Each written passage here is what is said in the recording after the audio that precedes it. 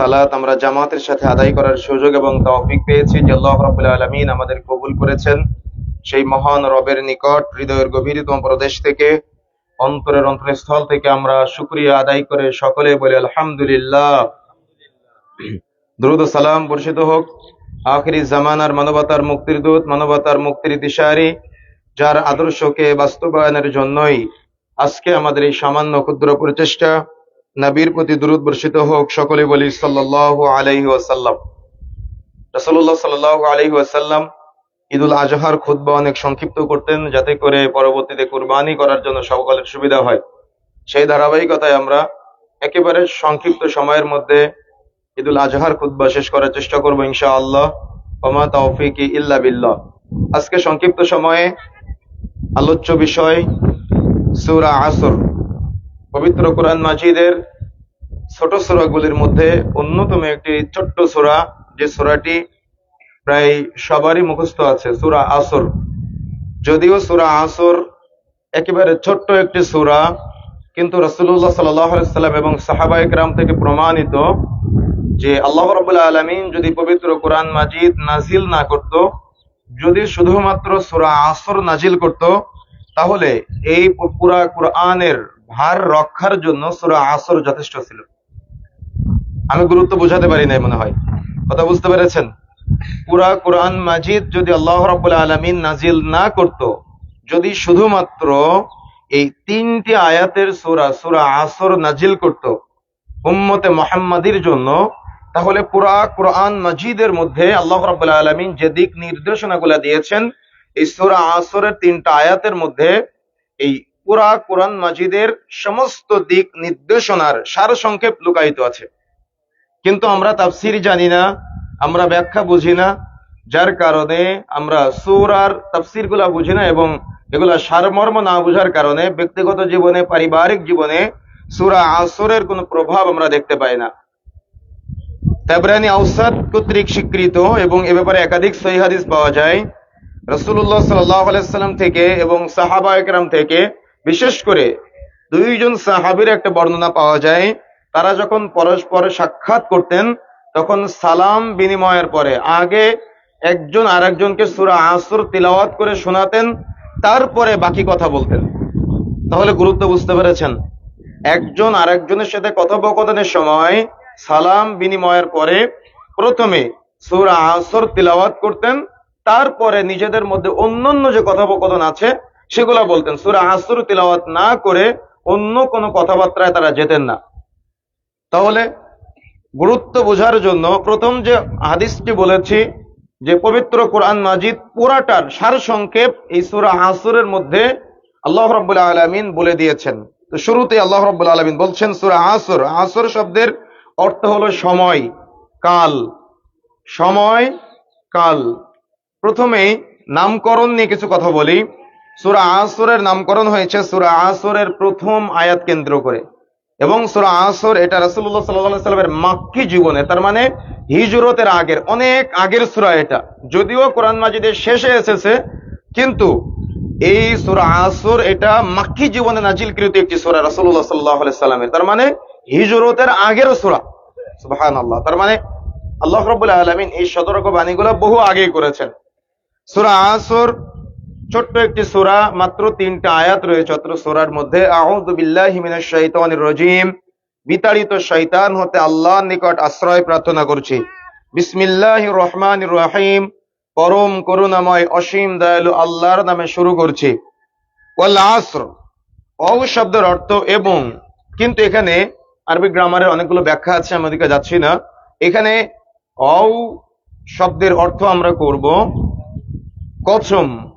অনেকগুলো শব্দ আছে যে শব্দগুলোর অর্থ করতে হয় কসমের অর্থ, এরকম অনেকগুলো উদাহরণ দেওয়া যায়। সময়ের স্বল্পতার কারণে ওদিকে যাচ্ছি না, অন্য সময় বিস্তারিত আলোচনা করবো ইনশাআল্লাহ। তবে এখানে অ শব্দের অর্থ অ দ্বারা কসম বোঝানো হয়েছে। আসর মানে সময়ের কসম। আল্লাহ রাব্বুল আলামিন পবিত্র কোরআন মাজিদে আল্লাহর সৃষ্টিগুলোর মধ্যে আল্লাহর সৃষ্টিকে কেন্দ্র করে অনেক সময় কসম করেছেন, তার মানে সময়ের কসম করেছেন। সময়, কাল। আল্লাহ রাব্বুল আলামিন যে বস্তুর বা আল্লাহর যে সৃষ্টির কসম করে বলে, সেটা অত্যন্ত গুরুত্বপূর্ণ আল্লাহ রাব্বুল আলামিনের নিকট এবং মানুষের নিকট। আমাদের সময় কিন্তু আয়ুষ্কাল নির্ধারিত, আপনি জানেন কি জানি না, সহিহ মুসলিমের হাদিস, উম্মতে মুহাম্মাদির জন্য 60 থেকে 70 বছর হলো বয়স নির্ধারিত। যদি কেউ 70 বছর প্লাস হয় আর সে ইমানদার হয়, তাহলে তাকে বলা হয় মুস্তাজাবুদ দাওয়া। সে যে দোয়া করবে তার সেই দোয়া কবুল হবে, যদি ব্যক্তি ইমানদার হয়। তার মানে যদি কেউ 70 বছর প্লাস নর নারী উম্মতে মুহাম্মাদির মধ্যে থাকে, তাহলে তার জবাবদিহিতা বেশি। বুঝেন না মনে হয়? তার মানে আল্লাহ তাকে দুনিয়াটা বেশি সময় দিয়েছেন। যেমন নূহ আলাইহিস সালাম, আপনারা জানেন 950 বছর দাওয়াত দিয়েছেন, তার জীবন অনেক লম্বা ছিল। ইব্রাহিম আলাইহিস সালাম এবং পূর্বকার নবীরা এবং পূর্বকার মানুষরা, অর্থাৎ উম্মতে মুহাম্মাদির আগের মানুষ যারা ছিলেন, আল্লাহ রাব্বুল আলামিন তাদের জীবনটা অনেক দীর্ঘ সময় দিয়েছে। ইমানদার ব্যক্তি যারা ছিল তারা লম্বা সময় ধরে ইবাদত বন্দেগী করতে পারতো, কিন্তু যেহেতু উম্মতে মুহাম্মাদির বয়স মাত্র 60 থেকে 70 বছর, এটা শরীয়ত কর্তৃক নির্ধারিত।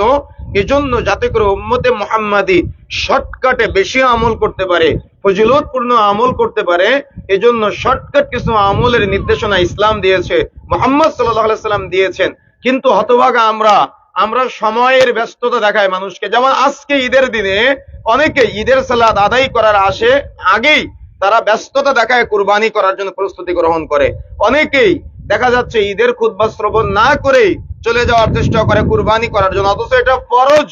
এটা সালাতটা অনেকে ফজরের সালাত আদায় করে না, ফরজ সালাত তরফ করে চোখ মুছতে মুছতে উঠে সালাত আদায় না করে সে কি করে?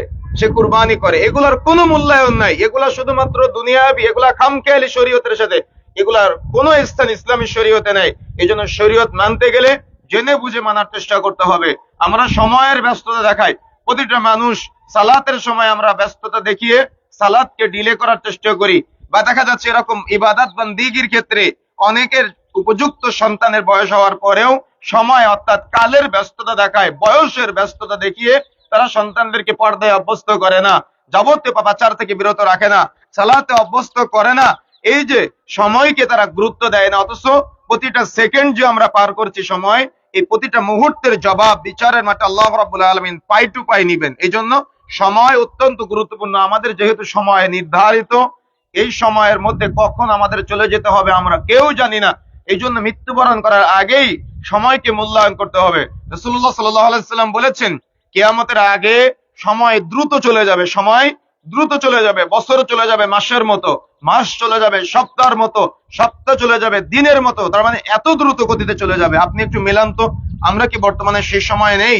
কখন দিন অতিবাহিত হয়ে যায় আমরা বুঝতেই পারি না, কখন সপ্তাহ অতিবাহিত হয়ে যায় বুঝতেই পারি না, কখন মাস অতিবাহিত হয়ে যায় আমরা বুঝতেই পারি না, কখন বছর চলে যায় আমরা বুঝতেই পারি না। দেখতে দেখতে বছর পার হয়ে যাচ্ছে। সুতরাং রাসূলুল্লাহ সাল্লাল্লাহু আলাইহি ওয়াসাল্লাম এগুলা ভবিষ্যৎবাণী করেছেন। এই জন্য সময়কে মূল্যায়ন করতে হবে।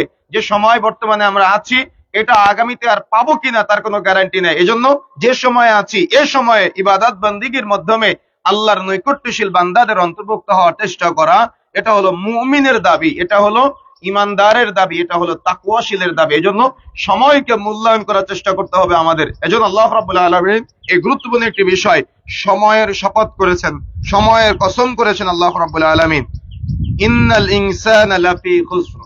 আল্লাহ রাব্বুল আলামিন বলছেন নিশ্চয়ই মানুষ ক্ষতিগ্রস্ত।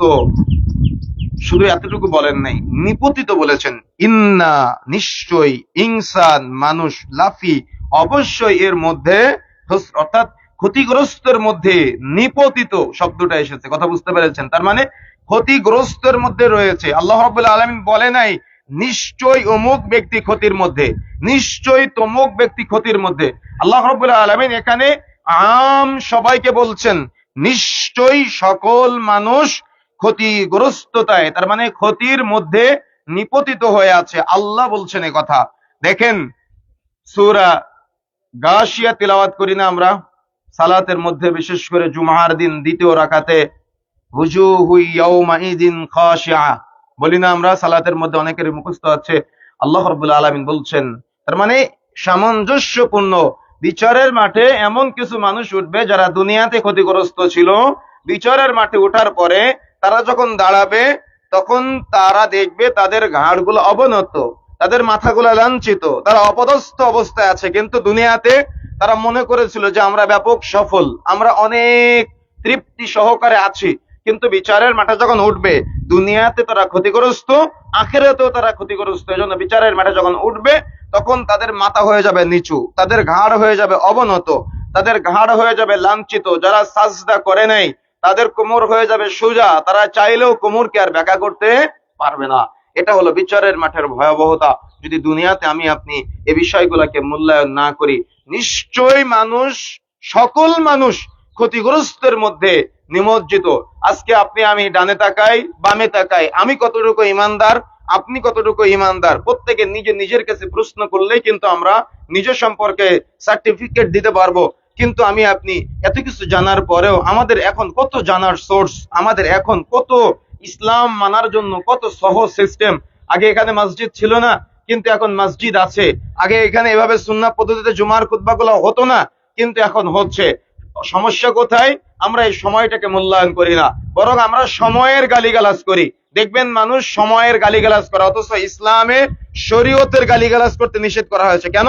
এটা হলো আল্লাহর সৃষ্টি, আল্লাহ যে সৃষ্টিকে নিয়ে কসম করেছেন, আর আপনি সেই সময়ের গালিগালাজ করতেছেন। কথা বুঝেন না মনে হয়। আল্লাহ রাব্বুল আলামিন তার যে সৃষ্টিকে নিয়ে কসম করেছেন, আল্লাহর কসম মানে বুঝেন, আপনি তো কসম করেন পীরের, আপনি তো কসম করেন বাবার, আপনি তো কসম করেন আপনার মায়ের, আপনি তো কসম করেন কোরআনের, আপনি কসম করেন অমুকের মাথা ছুঁয়ে, আপনি কসম করেন আপনার সন্তানের মাথা ছুঁয়ে, আপনি কসম করেন কোন গাছপালা ছুঁয়ে। এগুলা সব শিরকি কসম। কসম হতে হবে একমাত্র আল্লাহর জন্য, আল্লাহই হতে হবে, আল্লাহ ব্যতীত আল্লাহর কোন সৃষ্টির নামে কসম করা যাবে না। তার মানে বাবা মায়ের নামে কসম করা যাবে না, সন্তানের নামে কসম করা যাবে না, কোরআন স্পর্শ করে কসম করা যাবে না, কোন গাছপালা ছুঁয়ে কসম করা যাবে না, অর্থাৎ দুনিয়াবি কোন সৃষ্টি নিয়ে কসম করা যাবে না। কসম হতে হবে একমাত্র লিল্লাহি রাব্বিল আলামিন, আল্লাহর জন্য। যদি আল্লাহ ব্যতীত দুনিয়াবি কোন ব্যক্তিকে নিয়ে আপনি কসম করেন, এটা হবে শিরিক। যদি নিজের বাবা মাকে নিয়ে কসম করেন যে আমার বাবার শপথ করে বলছি এটা সত্য, আমার মায়ের শপথ করে বলছি এটা সত্য, এগুলো সব শিরকের আওতায়।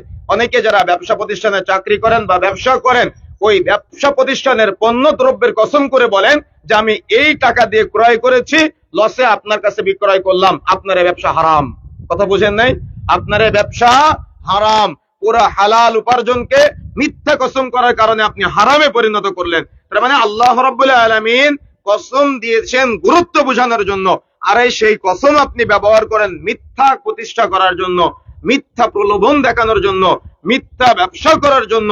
এই জন্য আপনি যে আল্লাহ দ্রোহিতা করেছেন, রাসূলুল্লাহ সাল্লাল্লাহু আলাইহি ওয়াসাল্লামের বিধানের অস্বীকার করেছেন, আপনি আপনার পণ্য বিক্রয়ের জন্য আপনি মিথ্যা কসম করেছেন, এই জন্য আপনার এই ব্যবসাটা, তার মানে আপনার এই উপার্জনটা হারামে পরিণত হবে। সুতরাং মনে রাখার চেষ্টা করতে হবে। বিশেষ করে মা এবং বোনেরা বেশি কসম করেন, কথায় কথায় অমুকের কসম তমুকের কসম, যে কোনো কথা মানুষ বিশ্বাস না করলেই সঙ্গে সঙ্গে কসম কেটে বসে থাকে। অথচ রাসূলুল্লাহ সাল্লাল্লাহু আলাইহি ওয়াসাল্লাম বলছেন, যে বেশি কসম করে তোমরা মনে করবা সে বেশি মিথ্যু। কথা বুঝেন নাই? তার মানে যে বেশি কসম করে তোমরা মনে করবা সে হলো মৃত্যু। কেন? কসম হলো গুরুত্বপূর্ণ বিষয়। আল্লাহ রাব্বুল আলামিন যখন কোন বিষয়ের গুরুত্ব বুঝিয়েছেন তখন কসম দিয়েছেন আল্লাহর কোন এক সৃষ্টির। কিন্তু আমি আপনি দুনিয়াবি চুন পান থেকে চুন খসলেই তমুকের কসম অমুকের কসম আল্লাহর কসম, কিন্তু এগুলা চলবে না। গুরুত্বপূর্ণ যদি কোনো টপিক কখনো চলে আসে, বিষয় চলে আসে, তখন কসম কাটার চেষ্টা করবেন। এজন্য মানুষ কিন্তু এখন কসমেরও বিশ্বাস করে না। কেন? মিথ্যায় পতিত হয়েছে। তাই আল্লাহ রাব্বুল আলামিন যে কসমের গুরুত্ব দিয়েছেন, আপনি এই কসমকে মিথ্যায় পরিণত করেছেন, আপনি কি বিচারের আওতাধীন হবেন না? অবশ্যই আপনি বিচারের আওতাধীন। এই জন্য আল্লাহ রাব্বুল আলামিন সময়ের কসম করেছেন, সময়কে মূল্যায়ন করার চেষ্টা করতে হবে। তারপরে আল্লাহ বলছেন নিশ্চয়ই সকল মানুষ ক্ষতির মধ্যে নিমজ্জিত। তার মানে উম্মতে মুহাম্মাদীদেরকে বলছেন। মানুষ আজকে দেখেন ডানে তাকান বামে তাকান, সালাত থেকে তার মানে মুক্ত, হজ থেকে মুক্ত। অধিকাংশ মানুষের হজ ফরজ হওয়ার পরেও তারা হজ করতে যায় না। জমি বিশাল আকারে বাড়তেছে, কিন্তু এইটা বিক্রয় করলে কিন্তু, অর্থাৎ আপনার জমি আছে মানে সম্পদ আছে, রাসূলের দায় মারফত অনুযায়ী যে আপনার ওই সম্পদ দিয়েছেন আল্লাহ। যখন আপনার সম্পদের পূর্ণতা পাবে, আপনি যাওয়ার সক্ষমতা রাখবেন, তখন আপনি সেটা বিক্রয় করে বা টাকা জমা করে আপনি ফরজ ইবাদত সম্পাদন করার চেষ্টা করবেন। আমাদের সমাজের মানুষের ধারণা হলো মুরব্বি হবে তারপরে হজ করবে, মুরব্বি হবে তারপরে ওমরা করবে। এটা ভুল ধারণা। মক্কার প্রতি একটা ভালোবাসা থাকা মুসলমানের দাবি, মদিনার প্রতি অর্থাৎ রাসূলের প্রতি ভালোবাসা থাকা এটা হলো মুমিনের দাবি। কিন্তু মানুষ তাদের যুবক বয়সের এই সময়টাকে মূল্যায়ন করে না। তারা মনে করে মুরব্বি হব, ছেলে মেয়েরা আমাকে হজে পাঠাবে। আরে নিজের টাকা হজ করতে যাওয়ার চেষ্টা করতে হবে। নিজের টাকা যদি সামর্থ্য না থাকে অন্তত চেষ্টা করতে হবে। ওমরার এখনো অনেক খরচ কম, ওমরা করার সামর্থ্য পেরে অধিকাংশ মানুষের এখন আছে। তার মানে চেষ্টা করতে হবে অন্তত ওমরায় গিয়ে সেখানকার ভালোবাসাটা গ্রহণ করার জন্য। কিন্তু আমরা এগুলা থেকে এখন মুক্ত। আমরা মনে করি এগুলা অন্যের কাজ, কিন্তু এগুলা আপনার নিজের উপরে। সুতরাং চেষ্টা করতে হবে। আমরা অধিকাংশ মানুষ যাকাত আদায়ে গাফেল, এগুলা বলেছে আগেও। আমরা অধিকাংশ মানুষ আজকে সিয়াম পালনে গাফেল। তার মানে সমাজে মিথ্যার ছড়াছড়ি, পাপাচারের ছড়াছড়ি, গুনাহের ছড়াছড়ি আজকে আমাদের সমাজে চলমান। সুতরাং এই যে মানুষ আজকে আপনি আমি ডানে তাকাই বামে তাকাই, যতই আমরা নিজেকে ভালো মানুষের কাছে বলার চেষ্টা করি না কেন, যতই আমরা নিজেকে অন্যের কাছে এস্টাবলিশ করার চেষ্টা করি না কেন, আমি নিজে জানি যে আমি কেমন। সুতরাং নিজের সম্পর্কে নিজে সার্টিফিকেট দিয়ে নিজেকে পরিবর্তন হওয়ার চেষ্টা করতে হবে। তা না হলে এই মাটির দেহ রুহের জগতে ছিলাম এক সময়, এই রুহের জগৎ থেকে আল্লাহ রাব্বুল আলামিন মায়ের পেটে যখন উপযুক্ত সময় হয়েছে তখন মায়ের পেটের মধ্যে ওই রুহের জগৎ থেকে রুহটা ফেরেশতাদের মাধ্যমে দিয়েছেন। এই রুহটা আবার মায়ের পেট থেকে মাটির এই দেহ অর্থাৎ দুনিয়াবি সৃষ্টি আল্লাহ রাব্বুল আলামিন শুধুমাত্র আদম আলাইহিস সালামকে নিজ হাতে সৃষ্টি করেছিলেন। কিন্তু উম্মতে মুহাম্মাদি যারা আছে সবাই উম্মতে মুহাম্মাদি না, একেবারে আদম আলাইহিস সালাম থেকে শুরু করে এই পর্যন্ত সবাই মাতৃগর্ভ থেকে এসেছে। সুতরাং এটা বিশ্বাস স্থাপন করার পরে মনে রাখার চেষ্টা করতে হবে রুহের জগতে ছিলাম, এখন দেহের মধ্যে রুহ আছে, আবার রুহ চলে যাবে। এই রুহ যেখানে চলে যাবে এটা হবে ইল্লিন অথবা সিজ্জিন, আর এখানেই বিচারের মাঠের বিচার হবে। সুতরাং আমাকে আপনাকে এই সামান্য দুনিয়ার এই দেহের খোরাক মেটানোর জন্য রুহকে আমি আপনি কেন পাপের মধ্যে লিপ্ত করলাম? অর্থাৎ দুনিয়াবী জীবনের এই রুহ ছিল রুহের জগতে, রুহ এখন আছে আমাদের মধ্যে। রুহ আবার বের হয়ে গেলে এই মাটির দেহটা আবার মাটির সাথে মিশে যাবে। কিন্তু আমি আপনি এই দেহটাকে মূল্যায়ন করতে গিয়ে আমি আপনি আজকে রুহটাকে কলঙ্ক করতেছি। তার মানে রুহের জগতে তাকে, অর্থাৎ যেখানে সে চলে যাবে সেই চলে যাওয়া জায়গাটাই তাকে আমি অপরাধী করে পাঠাচ্ছি। কিন্তু আমার এই দেহের উপরে এই রুহ যে আবার পরবর্তীতে আমার নতুন করে অবয়ব সৃষ্টি করা হবে, সেই অবয়বের মধ্যে আবার রুহ দেওয়া হবে, সেখানে কিন্তু বিচার হবে। এই জন্য আমাকে আপনাকে এই দুনিয়াবী জীবনের এই যে একটা দেহের গঠন, যে গঠনটা আমরা পেয়েছি, এই গঠনটা কিন্তু মাটির সাথে মিশে যাওয়ার জন্যই, মাটির সাথে মিশে যাবে এটাই বাস্তবতা। আমাদের মাঝ থেকে অনেকেরই মিশে গিয়েছে, আমাদের কখনো মিশে যাবে আমরা বুঝতেই পারবো না। এই জন্য এই মিশে যাওয়ার আগেই আল্লাহ বলেছেন নিশ্চয়ই সকল মানুষ ক্ষতির মধ্যে নিমজ্জিত। আমরা এই যদি ক্ষতিগ্রস্তের মধ্যে নিজেকে নিমজ্জিত মনে করি, মনে না করলেও কিন্তু আমরা আজকে নিমজ্জিত রয়েছি। আমাদের তওবা করে ফিরে আসার চেষ্টা করতে হবে। দেখুন, যদি আমরা এই ক্ষতি থেকে বাঁচতে চাই তাহলে আল্লাহ রাব্বুল আলামিন পরের আয়াতে বলছেন ইল্লা ছাড়া, আল্লাযী যারা আমানু ঈমান এনেছে, ওয়া আমিলু এবং করেছে সলিহাত সৎকর্ম। তার মানে আমরা দুইটা বিষয় পেলাম প্রথমে, পরে আরো দুইটা বিষয় এসেছে। আমানু ঈমান আনে এবং ওয়া আমিলু সলিহাত সৎ কর্ম সম্পাদন করে। প্রথমে দুইটা বিষয়, মোট চারটা বিষয় বলেছেন আল্লাহ রাব্বুল আলামিন যে চারটা বিষয় সম্পাদন করলে মানুষ এই ক্ষতি থেকে বাঁচতে পারবে। তার মধ্যে এক নম্বর হলো আমানু, ঈমান অনায়ন করবে। অধিকাংশ মানুষের আজকে ঈমান নাই, ঈমান বিমুখ মানুষ আজকে আমরা, যার কারণে পাপ করার পরে অন্তরে ধাক্কা দেয় না, গুনাহ করার পরে অন্তরে ধাক্কা দেয় না। আপনি কোনো একটা পাপ করতেছেন, পাপ করার সময় যদি আপনার অন্তর ধাক্কা না দেয় মনে করবেন ঈমান নাই।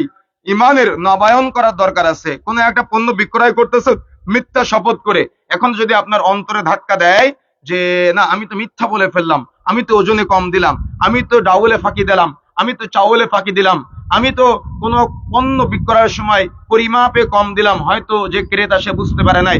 এই যে অন্তরে একটা ধাক্কা লাগলো, পরবর্তী দিন সে না বুঝতেই তাকে একটু বেশি করে দিয়ে ওটা পূর্ণ করে দিলেন। এই যে আপনি আল্লাহ রাব্বুল আলামিনকে ভয় করে তার এটা পূর্ণ করার চেষ্টা করলেন, এটা ঈমান। আর যদি আপনার ওটা ফেরত দেওয়ার আকাঙ্ক্ষা না আসে তাহলে মনে করতে হবে ঈমান নাই। এরকম বহু উদাহরণ দেওয়া যাবে। যে কোনো পাপাচার যখন করবেন, পাপাচারের সাথে জড়িত হবেন, তখন যদি আপনার অন্তর ধাক্কা দেয় মনে করবেন ঈমান আছে, আর যদি অন্তর ধাক্কা না দেয় মনে করতে হবে ঈমান নাই। কথা বুঝতে পেরেছেন? ঈমান নাই। অনেকেই বলে ঈমান, সালাত আদায় না করলেও ঈমান ঠিক আছে, এগুলো ভুল কথা। কথা বুঝতে পেরেছেন? অনেকেই বলে ও মিথ্যা বললে ওর ঈমান ঠিক আছে। ওর ঈমান ঠিক থাকবে কিভাবে যদি মিথ্যা বলে? কথা বুঝেন নাই? কথা বুঝতে পেরেছেন? সুতরাং এগুলা ফাহিশা কথাবার্তা, এগুলা শরীয়ত বিরোধী কথাবার্তা। সুতরাং প্রথমে 1 নম্বর শর্ত হলো ঈমান অনয়ন করা, অর্থাৎ যে ব্যক্তি ঈমান অনয়ন করবে সে এই ক্ষতি থেকে বাঁচবে। ঈমান অনয়নের জন্য তাওহীদ উলুহিয়্যা, তাওহীদ রুবুবিয়্যা, তাওহীদ আসমা ও সিফাতের স্বীকৃতি দিতে হবে। যেমন সূরা নাসের মধ্যে পড়ি কি, মালিকিন নাস, ইলাহিন নাস। আরেকটা স্বীকৃতি দেয়, সেটা হলো রব্বুন নাস, অর্থাৎ রব হিসেবে, মালিক হিসেবে, ইলাহ হিসেবে আল্লাহকে স্বীকৃতি দেওয়া। এই যে স্বীকৃতি দেওয়া তাওহীদ কেন্দ্রিক, আর যার তাওহীদের জ্ঞান নাই তার কিন্তু সালাত, সিয়াম, হজ, যাকাত কোনো কিছু করে লাভ নাই। এই জন্য এই ঈমান তাওহীদের মধ্যে সীমাবদ্ধ। ঈমান যদি আপনি বৃদ্ধি করতে চান তাহলে তাওহীদের জ্ঞান বৃদ্ধি করতে হবে। আর ঈমানের যত আপনার কমতি হবে তত মনে করবেন আপনি তাওহীদ থেকে বিমুখ হয়ে যাচ্ছেন। আর তাওহীদ বিমুখ হওয়া মানে আল্লাহ থেকে মুক্ত হয়ে যাওয়া। আপনি কি চান আল্লাহ থেকে মুক্ত হতে? আপনি কি চান আল্লাহর রহমত থেকে মুক্ত হতে? এজন্য পরস্পর যদি ঈমান অনয়ন করতে চান তাহলে পরস্পর মুসলিমদের মধ্যে 6টি বিষয়ের মূল্যায়ন করতে হবে। একজন আর একজনের সাথে যখন সাক্ষাৎ হবে, সাক্ষাৎ হলে পরস্পরে সাক্ষাতে কথা বলার আগে সালাম বিনিময় করতে হবে। মনে রাখার চেষ্টা করতে হবে, যখন কেউ হাসি দিয়ে আলহামদুলিল্লাহ বলবে, এটা মুসলিমের বৈশিষ্ট্য। হাসি দিয়ে আলহামদুলিল্লাহ বললে তার জবাবে ইয়ারহামুকাল্লাহ বলতে হবে। তার মানে যে হাসি দিবে সে আলহামদুলিল্লাহ বলবে, যে জবাব দিবে সে ইয়ারহামুকাল্লাহ বলবে। যদি কেউ অসুস্থ হয় তাহলে তাকে দেখতে যাওয়া, এটা হলো মুমিনের বৈশিষ্ট্য। যদি কেউ পরামর্শ চায় তাকে সৎ পরামর্শ দেওয়া। যদিও আপনি আর সে পাশাপাশি ব্যবসা করতেছেন কিন্তু আপনার বলতে মন চাচ্ছে না, তারপরে পরামর্শ চাইলে সৎ পরামর্শ দিতে হবে। কেউ কারোর রিজিকে ভাগ বসাতে পারে না। কথা বুঝেন নাই? কেউ কারোর রিজিকে ভাগ বসাতে পারে না, রিজিক লিপিবদ্ধ। এই জন্য আপনি ভাবতেছেন আমি তাকে পরামর্শ দিলে আমার রিজিক কমে যাবে। না, আল্লাহ আপনার রিজিকে বারাকা বৃদ্ধি করে দিবে বান্দার উপরে দয়া করার কারণে। কথা বুঝতে পেরেছেন? যদি কেউ অসুস্থ হয় তাহলে তার সেবা শুশ্রূষা, তার মানে দেখতে যাওয়া, সার্বিক খোঁজ খবর নেওয়া, এটা হলো মুমিন হিসেবে ঈমানদারের দায়িত্ব। 2 নম্বরে আল্লাহ বলছেন ওয়ামিলুস সালিহাত, অর্থাৎ যে ব্যক্তি সৎ কর্ম সম্পাদন করে। তার মানে একজন ঈমানদার ব্যক্তি ওই ক্ষতি থেকে যদি বাঁচতে চায়, প্রথমে শর্ত ঈমান অনয়ন করবে, 2 নম্বরে সে সৎ কর্মের সাথে জড়িত থাকবে, সে অসৎ কোনো কর্মের সাথে কখনো জড়াবে না। লম্বা এটার ব্যাখ্যা দেওয়া যায়, কিন্তু সময়ের স্বল্পতার জন্য আমি শুধুমাত্র এতটুকু বলছি, যত ভালো কাজ আছে, যত সৎ কাজ আছে, যত নেকির কাজ আছে, নেকির কাজে পরস্পরকে সহযোগিতা করা এবং পাল্লাপাল্লি করা। কথা বুঝতে পেরেছেন? যেমন বিভিন্ন ভালো কাজে সহযোগিতা যেমন করতে হবে, পরস্পরের মধ্যে এরকম হাড্ডাহাড্ডি থাকতে হবে যে অমুক এটা করেছে, আমি এর চাইতে ভালো কিছু করার চেষ্টা করব। হৃদয় নরম রেখে এই সব সময় সালিহাত, সৎ কর্মশীল বান্দাদের অন্তর্ভুক্ত থাকতে হবে এবং সৎ কাজ যেগুলো আছে সেগুলোর সাথে জড়িত থাকার চেষ্টা করতে হবে। সৎ কাজ সম্পাদনের সর্বদা চেষ্টা করতে হবে, সত্যের সাথে থাকতে হবে, মিথ্যা থেকে সর্বদা বিরত থাকার চেষ্টা করতে হবে। এটা হলো 2 নম্বর শর্ত। 3 নম্বর শর্ত, আল্লাহ রাব্বুল আলামিন বলছেন ওয়াতাওয়াসাউ বিল হক, অর্থাৎ সত্যের উপদেশ দেওয়া, পরস্পরকে সত্যের দিকে আহ্বান করা, মিথ্যার দিকে না, বিদআতের দিকে না, শিরকের দিকে না, শুধুমাত্র সত্যের দিকে পরস্পরকে উপদেশ দিতে হবে। তার মানে পরস্পরকে উপদেশ দিতে হবে সত্যের দিকে, অর্থাৎ সত্য কি? ইসলাম সত্য, দিন সত্য।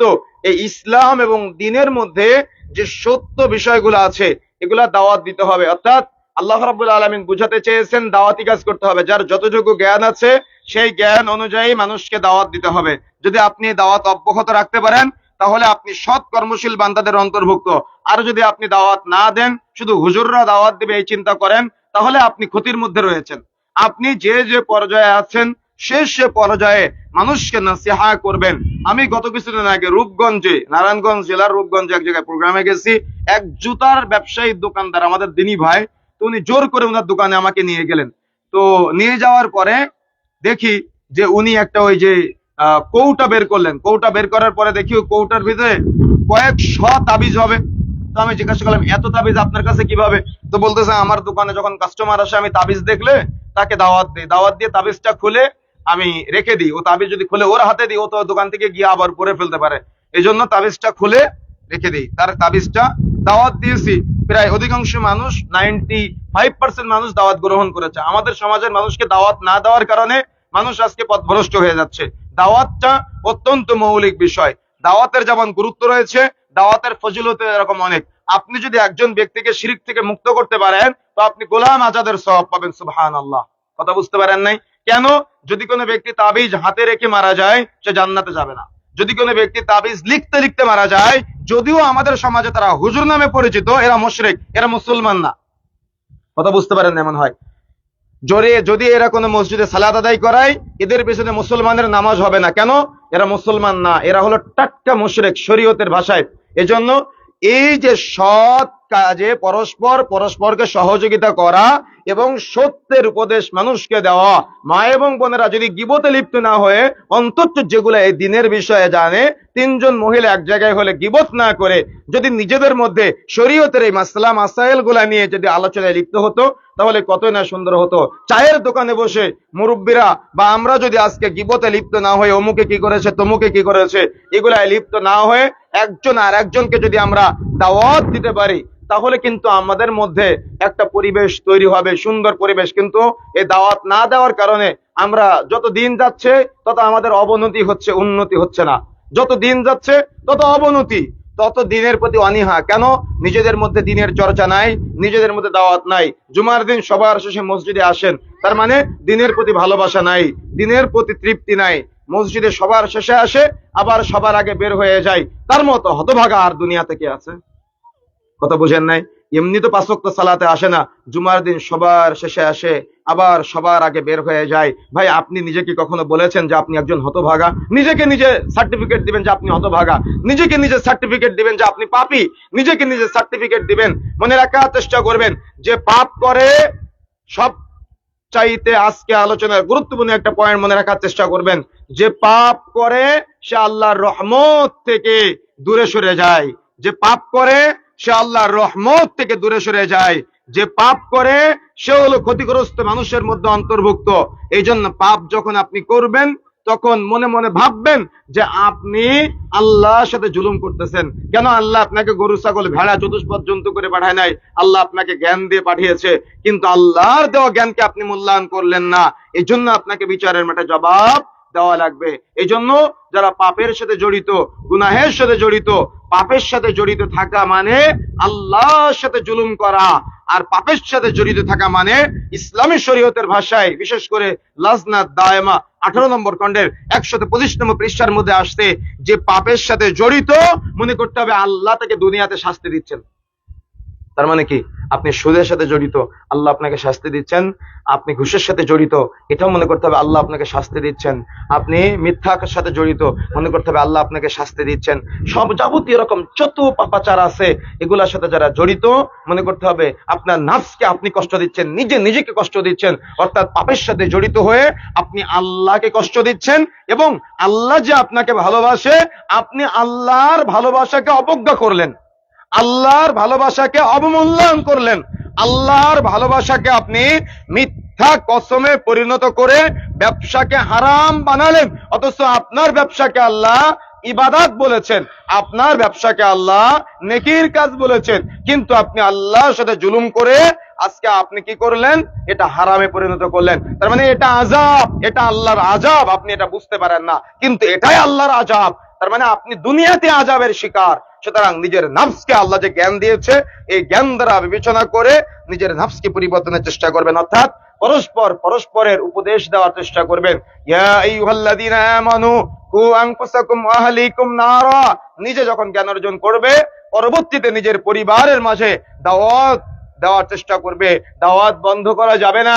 নূহ আলাইহিস সালাম 950 বছর দাওয়াত দিয়েছিলেন, একেবারে শেষ পর্যায়ে কিন্তু নিজের সন্তান দাওয়াত গ্রহণ করে নাই। হয়তো আমার আপনার পরিবারের কেউ দাওয়াত গ্রহণ করবে, কেউ দাওয়াত গ্রহণ করবে না। এজন্য হতাশ হওয়া যাবে না, দাওয়াত চালিয়ে যেতে হবে।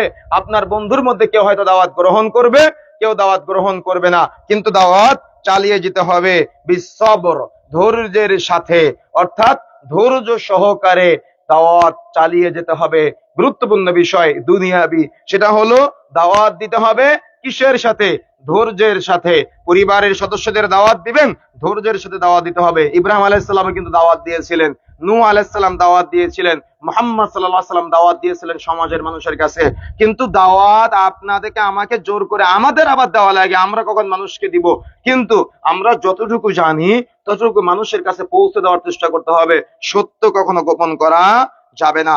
কাউকে যখন আপনি পরস্পর দেখবেন, বিশেষ করে একটা সোসাইটি গড়ে তুলতে হবে আমাদের মধ্যে এমন করে যে যদি কোনো বিবাহে গান বাজনা হয় তাহলে ইমাম সাহেব ওই বিবাহ পড়াবে না। কথা বুঝেন নাই? যদি কোনো বিবাহে গান বাজনা হয় ইমাম সাহেব ওই বিবাহ পড়াবে না। যদি এরকম একটা সোসাইটি করতে পারি, সেই বিবাহে মসজিদের দায়িত্বশীল যারা আছে তারা যাবে না। যদি কোনো বিবাহে গান বাজনা হয় সেই বিবাহে এলাকার মানুষ দাওয়াতে অংশগ্রহণ করবে না। এটা হলো ইমানদারের দাবি। কিন্তু এই যে ইমান নাই আমাদের মাঝে, এই জন্য যতই কথাগুলো বলি না কেন এগুলা ভিতরে প্রবেশ করে না। যদি আমরা এরকম একটা সোসাইটি গড়ে তুলতে পারি দাওয়াতের ভিত্তিতে, ধৈর্যের সাথে যদি আমরা একটা পরিবেশ তৈরি করতে পারি, তাহলে কিন্তু সফলতা অর্জন করা সম্ভব। কিন্তু আমরা যদি ধৈর্যের সাথে এই দাওয়াতটা আমরা দিতে না পারি, তাহলে কিন্তু আমরা দুনিয়াতে ব্যর্থ হব, আখেরাতেও এই যে দুনিয়াতে আমরা ক্ষতিগ্রস্ত মানুষের মধ্যে অন্তর্ভুক্ত হলাম, আখেরাতে কিন্তু জান্নাত লাভ করা সম্ভব হবে না। এই জন্য সূরা আসরের এই গুরুত্বপূর্ণ যে 4টি পয়েন্ট, সেটা হলো ঈমান অনায়ন করতে হবে এবং সৎ কর্ম, যেগুলা ভালো কাজ আছে সেগুলোর সাথে শুধুমাত্র জড়িত থাকতে হবে। ভালো কাজ ব্যতীত কোনো মন্দ কাজের সাথে জড়ানো এটা ঈমানদারের বৈশিষ্ট্য না। পরস্পরকে সত্যের উপদেশ দিতে হবে, ওহীর উপদেশ দিতে হবে।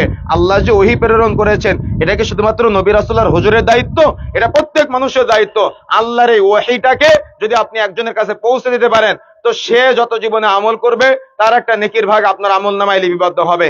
তার মাধ্যমে তার বংশ বিস্তার কিয়ামতের আগ পর্যন্ত যত জায়গায় বাড়বে, প্রত্যেকের একটা করে নেকির ভাগ আপনার আমলনামায় বাড়বে।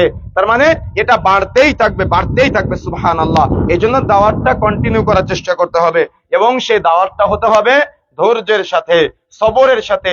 ধৈর্য হারা হওয়া যাবে না।